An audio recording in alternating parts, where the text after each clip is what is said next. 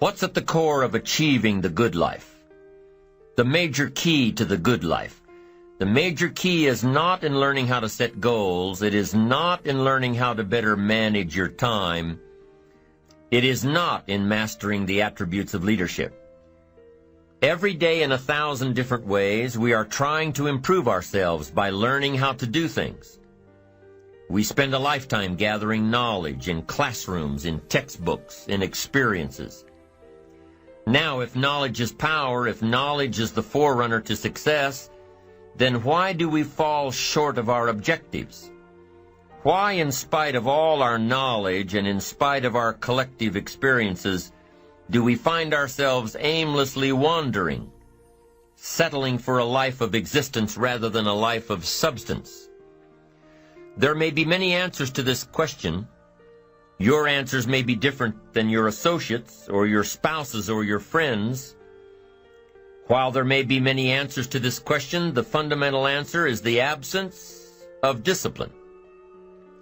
Applying all that we know.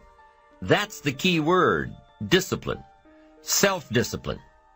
We might add one more word here, consistent. Consistent self-discipline. It doesn't really matter how smart you are or how much you know if you don't use it. It doesn't really matter that you graduated magna cum laude if you're stuck in a low-paying job.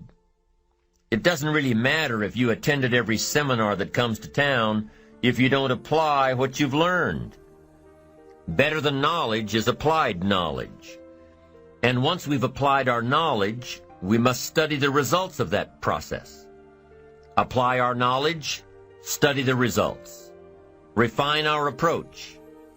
Finally, by trying and observing and refining and trying again, our knowledge will inevitably produce worthy results, admirable results. And with the joy and results of our efforts, we continue to apply, to learn, to observe, to fuel our ambition with the positive reinforcement of continued progress.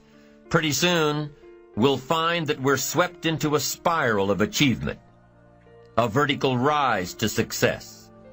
And the ecstasy of that total experience makes for a life of triumph over tragedy, dullness, and mediocrity. But for this whole process to work for us, we must first master the art of discipline, self-discipline, consistent self-discipline. It takes consistent self-discipline to master the art of setting goals, to master the art of time management, to master the art of leadership, to master the art of parenting and relationships. If we don't make consistent self-discipline part of our daily lives, the results we seek will be sporadic and elusive. It takes a consistent effort to truly manage our valuable time, or we'll be consistently frustrated. Our time will be eaten up by others whose demands are stronger than our own. It takes discipline to conquer the nagging voices in our minds, the fear of failure, the fear of success, the fear of poverty, the fear of a broken heart. It takes discipline to keep trying when that nagging voice within us brings up the possibility of failure. It takes discipline to admit our errors and recognize our limitations. The voice of the human ego speaks to all of us. Sometimes the voice of ego says that we should magnify our value beyond our results. It leads us to exaggerate, to not be totally honest. It takes discipline to be totally honest, both with ourselves and with others. Be certain of one thing: every exaggeration of the truth, once detected by others, destroys our credibility and makes all that we say and do suspect. As soon as a business colleague figures out that we tend to exaggerate, guess what? They'll always think we exaggerate, and they'll never quite hold us in the same regard again. Never. The tendency to exaggerate, distort, or even withhold the truth is an inherent part of all of us. It starts when we're kids. Johnny says, "I didn't do it. I didn't do it."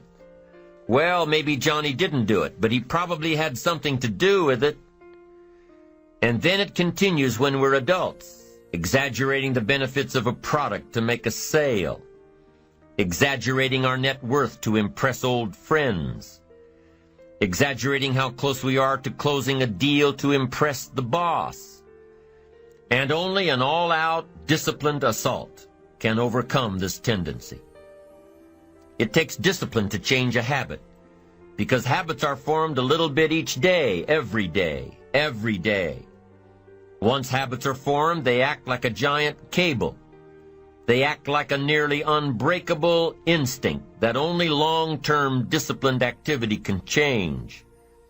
We must unweave every strand of the cable of habits slowly and methodically until the cable that once held us in bondage becomes nothing more than scattered strands of wire. It takes the consistent application of a new discipline, a more desirable one, to overcome one which is less desirable. It takes discipline to plan. It takes discipline to execute our plan. It takes discipline to look with full objectivity at the results of our applied plan. And it takes discipline to change either our plan or our method of executing that plan if the results are poor. It takes discipline to be firm when the world throws opinions at our feet. It takes discipline to ponder the value of someone else's opinion when our pride and our arrogance leads us to believe that we are the only ones with the answers. With this consistent discipline applied to every area of our lives, we can discover untold miracles and uncover unique possibilities and opportunities.